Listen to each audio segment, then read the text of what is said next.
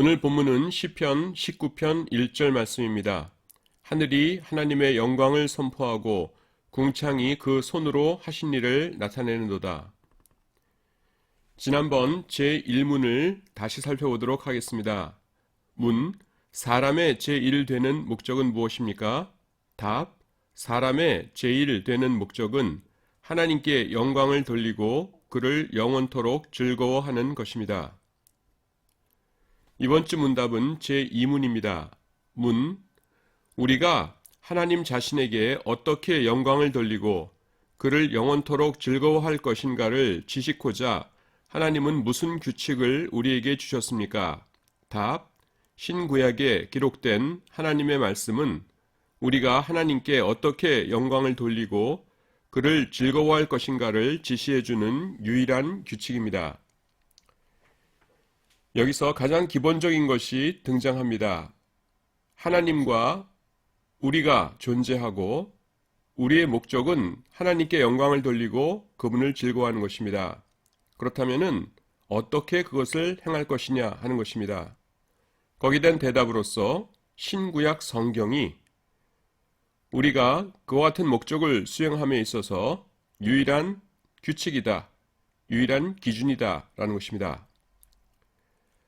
성경 말씀, 우리가 잘 알고 있는 66권으로 구성된 성경 말씀이 하나님께서 우리에게 주신 유일한 규칙이라고 하는 것이 의미하는 것이 있습니다. 그것은 무엇이냐 하면은 우리가 성경 말씀에 따라서 살 때 받게 되는 상과 그것을 거스릴 때에 받게 되는 벌을 하나님께서 친히 책임지시겠다라는 뜻입니다. 여러분, 어떤 학교가 있지요. 또 어떤 사회가 있고 공동체, 또 국가가 있습니다. 국가의 제일 큰 법이 무엇입니까? 헌법이 있죠. 또 학교에는 무엇이 있습니까? 교칙이 있죠. 여러분, 학생이 어떤 학교의 교칙을 잘 따를 때 보호를 받는 것과 그 학칙을 잘 따르지 않을 때에 제재를 받는 것의 최종 책임자가 누구입니까? 교장 선생님이십니다. 왜냐하면 그 학교에서 제일 높으신 분이시기 때문입니다. 그리고 국가의 법이 있습니다. 모든 법 중에 제일 높은 법이 헌법인데 헌법을 어기거나 헌법을 잘 지킬 때에 그 상벌을 누가 책임집니까? 국가 자체가 책임집니다. 왜냐하면 헌법을 만든 것이 국가이기 때문입니다. 그런데 하나님께서 우리들에게 너희들은 이와 같이 살아야 된다라고 하시면서 주신 그 규칙서, 그 법전이라고 할 수 있는 책이 무엇입니까? 그것이 성경 말씀입니다. 그렇기 때문에 그 성경을 제대로 배우고 순종하면서 살 때에 다른 인간들은 아무도 몰라준다 하더라도 하나님께서 직접 그것을 거기에 대해서 상을 내리시고 그것을 어긴다고 할 때에 거기에 대한 벌을 하나님께서 책임지시고 내리신다라고 하는 것이 성경이 유일한 규칙이다. 우리 신앙생활의 유일한 규칙이다. 라는 말씀이 담고 있는 의미인 것입니다. 그렇다면 우리가 이런 질문을 할 수 있습니다. 나중에 하나님의 심판대 앞에 섰을 때에 성경 말씀을 영 몰랐던 사람들이 있을 수 있습니다. 성경이 전해지기 전에 태어나서 평생을 살았던 사람들, 혹은 성경이 만들어진 다음이지만은 성경을 접할 일이 전혀 없었던 어떤 오지라든가 아직 전도에, 선교에 발길이 닿지 않은 곳에 살았던 사람들은 하나님께 변명을 할 수 있지 않겠습니까? 우리가 하나님의 말씀을 몰랐기 때문입니다. 라고 이렇게 변명을 할 수 있을 것입니다. 성경은 거기에 대해서 이렇게 말씀합니다. 우리가 그것을 자연계시라고 어제 신학에서는 부르는데 이 자연 속에 하나님의 계시가 드러났다 하는 것입니다.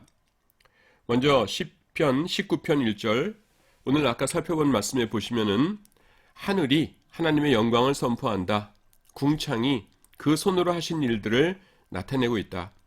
우리가 자연 만물만 살펴보아도 창조주가 계시구나.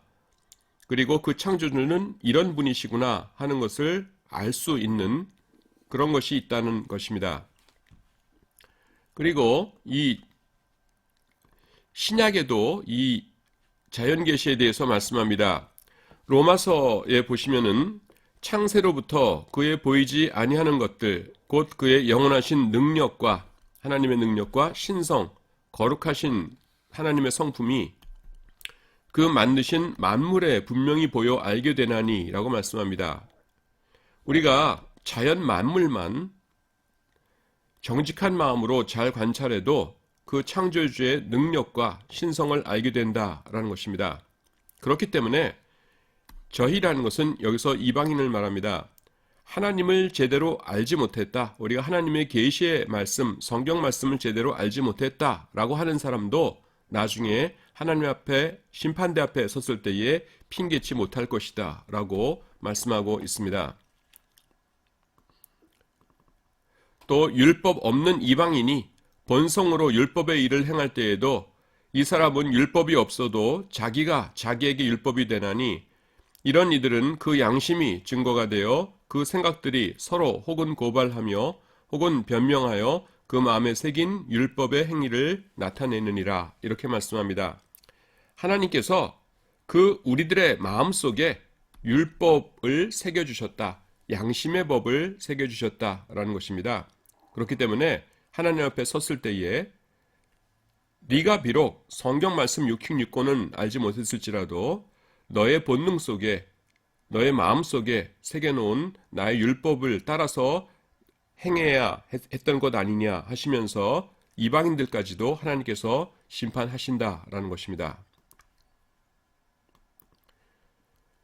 그러나 역시 가장 중요한 우리의 삶의 규범은 성경 말씀입니다. 디모데전서 3장 15절 16절은 또 어려서부터 성경을 알았나니 성경은 능히 너로 하여금 그리스도 예수 안에 있는 믿음으로 말미암아 구원에 이르는 지혜가 있게 하느니라 라고 말씀합니다. 성경이 우리를 위해서 감당하는 역할 가운데 가장 핵심적인 것은 우리를 구원에 이르게 한다라고 하는 것입니다. 모든 인간은 죄 가운데서 멸망할 수밖에 없습니다. 구원에 이르러야 우리가 천국에서 영생할 수 있는데 그 구원에 이르는 지혜를 어디서 얻을 수 있냐 하면은 성경에서 얻을 수 있다라는 것입니다. 성경이 말씀하고 있는 주인공이 누구입니까? 예수 그리스도입니다. 그리고 그 예수 그리스도를 우리가 어떻게 대해야 합니까? 믿어야 합니다. 성경 안에서 예수 그리스도를 발견하게 되고 그 예수 그리스도를 우리가 믿음으로 영접해야 됩니다. 그 믿음으로 영접할 때에 우리에게 구원에 이르는 지혜가 생기는 것입니다. 그것이 어떻게 가능합니까? 그 다음 구절이 이것을 말씀해 줍니다. 모든 성경은 하나님의 감동으로 된 것이기 때문입니다. 하나님께서 인간을 통해서 펜을 움직여서 성경 말씀을 기록하게 하셨지만은 궁극적으로는 하나님께서 한 사람 한 사람 그 기자들을 감동시키신 것이다 라는 것입니다. 그렇기 때문에 성경은 하나님의 것입니다. 그렇기 때문에 교훈과 책망과 바르게 함과 의로 교육하기에 의라는 것이 무엇입니까? 하나님께서 옳다고 하시는 것입니다. 하나님께서 옳다고 하시는 것으로 교육하기에 유익한 것이 성경이다 라고 말씀하고 있습니다. 우리가 성경 말씀을 잘 순종하면서 성경 말씀을 연구하면서 살아갈 때에 궁극적인 모습이 어떻게 변합니까? 우리 하나님의 사람들이 온전하게 된다라는 것입니다. 온전하게 되는 이유는, 온전하게 되는 목적은 무엇입니까? 하나님께서 원하시는 선한 일을 행할 능력을 갖추게 되는 것입니다. 하나님께서 원하시는 일을 하는 것이 우리의 의지만으로 되는 것이 아니라고 오늘 본문 말씀은 요 3장 17절 말씀은 말씀합니다. 오직 성경 말씀 가운데서 순종하는 삶을 이어갈 때에 그가 하나님 앞에서 온전하게 되어서 선한 일을 행할 능력을 갖추게 된다 라고 말씀합니다. 고린도전서 2장 10절은 오직 하나님이 성령으로 이것을 우리에게 보이셨으니 성령은 모든 것, 곧 하나님의 깊은 것까지도 통달하시느니라 이렇게 말씀합니다. 하나님께서 계시고 이것이 세우스라는 하나님이라는 단어의 약자입니다. 약자로 보통 하나님을 이렇게 표기합니다. 우리가 하나님에 대해서 알고 싶으면은 성경이 있는데 성경을 읽으면은 하나님에 대해서 알게 되는데 왜냐하면은 성경의 저자가 성령님이시기 때문입니다. 조금 전에 살펴보았죠. 근데 이 성령님은 하나님의 깊은 것까지라도 다 통달하고 계신 분이시기 때문에 우리가 성경을 읽을 때에 하나님에 대해서 알게 된다라는 것입니다. 그렇기 때문에 성경은 인간이 기록한 다른 모든 책들과는 다른 책입니다. 그렇기 때문에 우리가 성경을 존중하고 귀하게 여겨야 합니다. 조금 전에 성경은 다른 모든 책과 다르다고 말씀드렸습니다. 어떻게 다릅니까? 성경은 하나님께서 주신 책이고 다른 책들은 세상의 그 모든 다른 책들은 아무리 똑똑하고 아무리 지혜로운 사람이 썼다 할지라도 우리와 똑같은 인간의 책일 뿐입니다. 그래서 갈라디아서 1장 8절은 이렇게 말씀합니다. 그러나 우리나 곧 혹 하늘로부터 온 천사라도 우리가 너희에게 전한 복음 외에 다른 복음을 전하면 저주를 받을지어다. 우리가 전에 말하였거니와 내가 지금 다시 말하노니 만일 누구든지 너희가 받은 것 외에 다른 복음을 전하면 저주를 받을지어다. 여러분, 복음이 어디 적혀 있습니까? 성경 말씀 안에 적혀 있습니다. 어떤 이들은 마음에 들지 않는다고 해서 성경 말씀 가운데서 일부를 떼어내 버리려 합니다. 어떤 사람들은 교만하여서 자기가 만든 이론과 자기가 만든 어떤 말을 성경의 위치로까지 높여서 덧붙이려고 노력합니다. 이 모든 것은 끔찍한 형벌이 수반되는 일이라는 것입니다. 성경 말씀은 더해도 안 되고 빼도 안 됩니다. 다른 복음은 없습니다. 오직 하나님께서 주신 66권 성경 말씀만이 우리에게 생명을 주시는 말씀입니다.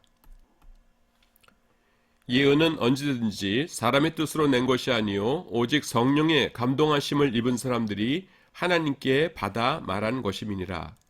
성경이 어떻게 적혀졌는가 하는 것을 말씀해 주고 있습니다. 비록 하나님의 사람들의 손을 통해서 이 말씀이 적혀졌지만은 그 배후에서 역사하신 분은 성령님이시다라는 것입니다. 그렇기 때문에 성경에 보시면은 예수 그리스도께서 어떤 분이신가 하는 것에 대해서 구약에 이렇게 예언이 되어 있습니다. 그리고 그것은 신약에서 이렇게 성취되어 나타납니다. 이것이 전체가 아니라 몇 개를 예를 들었을 뿐입니다. 예수님께서 동정녀에게 나시고 어떤 일을 하시고 십자가상에서 어떤 일을 당하시고 그 다음에는 예수님께서 부활하실 것, 이것이 구약 성경에 다 예언이 되어 있고 그것이 그대로 이루어졌습니다. 만약에 사람이 쓴 글이라면은 성경이 이런 예언의 성취는 불가능했을 것입니다. 이 모든 것이 가능한 이유는 성경이 하나님의 책이기 때문이고 그렇기 때문에 우리는 남은 인생 동안 오직 성경 말씀을 우리의 삶의 기준으로 삼아서 살아야 할 것입니다.